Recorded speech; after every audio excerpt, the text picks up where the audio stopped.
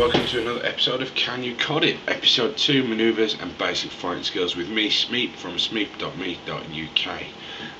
First things we're going to get into is section 1. Do you run, sprint or should you crawl first? Running is the normal speed in Call of Duty 4.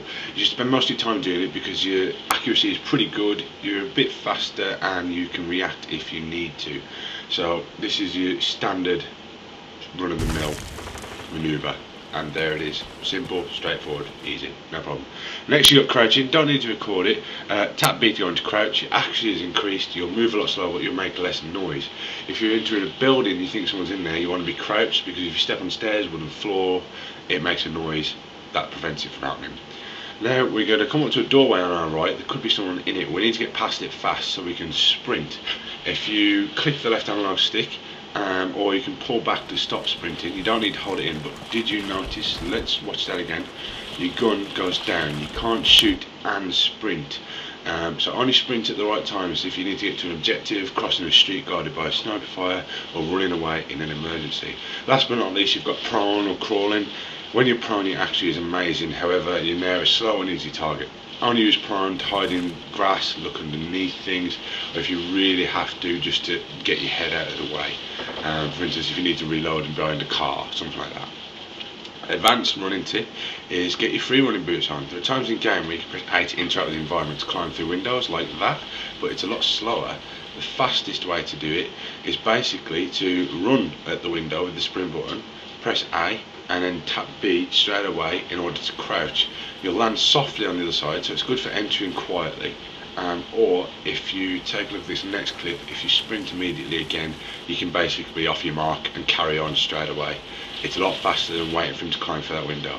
Okay, now onto aiming. Your basic aim is to aim down the sights using the left trigger. This is much more accurate, decreases your speed while moving, and tracking the target from side to side will be slower, but again more accurate. Learn to use your iron sights, you'll find out why in another lesson. But basically, look at Larry Lamppost here. If we aim left and right down the sights using the left trigger, it's nice and steady, easy to aim with. Then you've got no scoping or aiming from the hip. This will allow you to aim much faster and will not hinder you while you're moving, however it's very inaccurate. So if the target is moving fast from left to right, you'd aim from the hip instead. Like that, simple as that. Again, less accurate.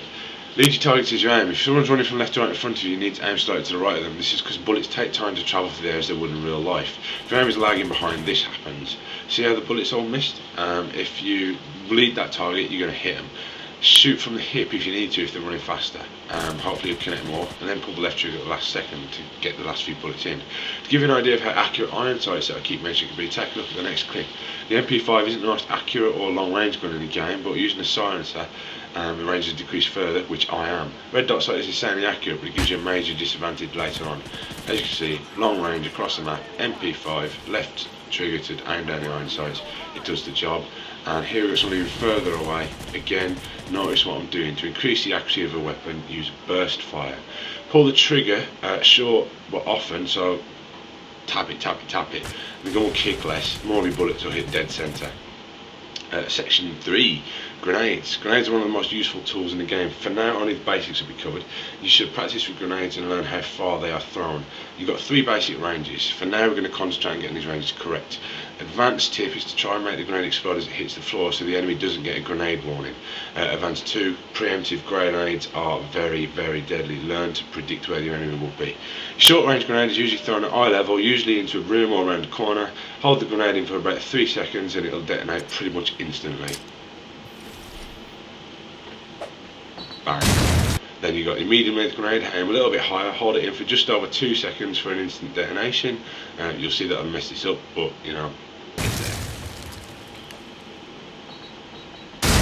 And then of course, long range grenade, aim higher still, hold the grenade in just a second, throw it.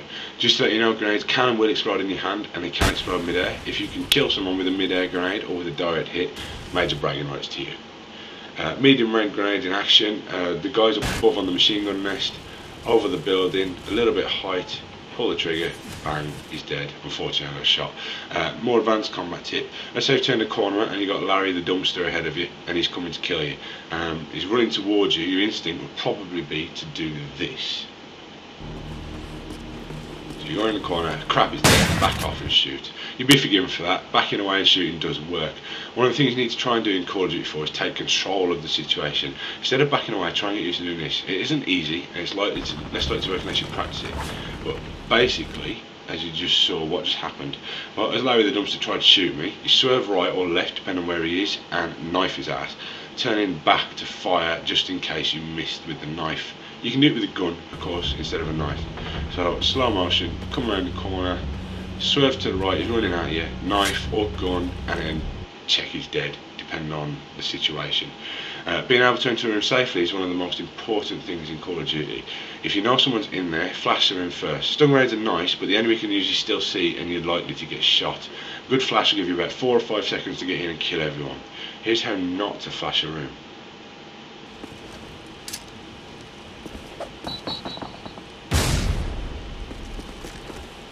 What was wrong with that? Simple. If you look again, as we flashed the room, we revealed ourselves to the inside.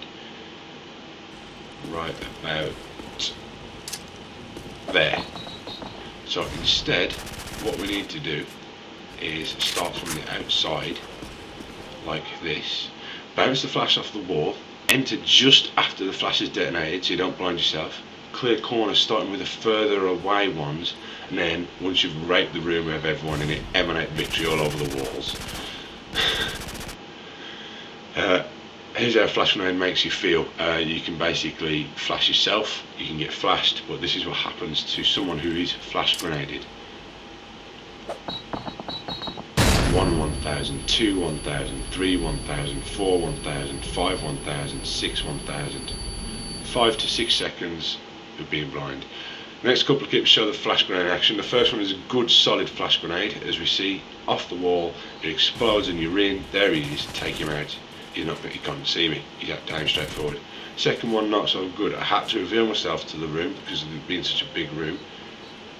But still, I got in. There he is. Take him out. He did react because the flash was bad. He could still see me properly. And then quickly out the window, like I taught you earlier.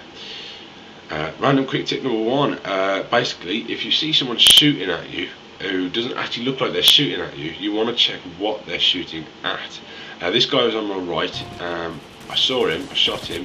As soon as I killed him, my action was turn around. What was he aiming at? There was no one there, luckily.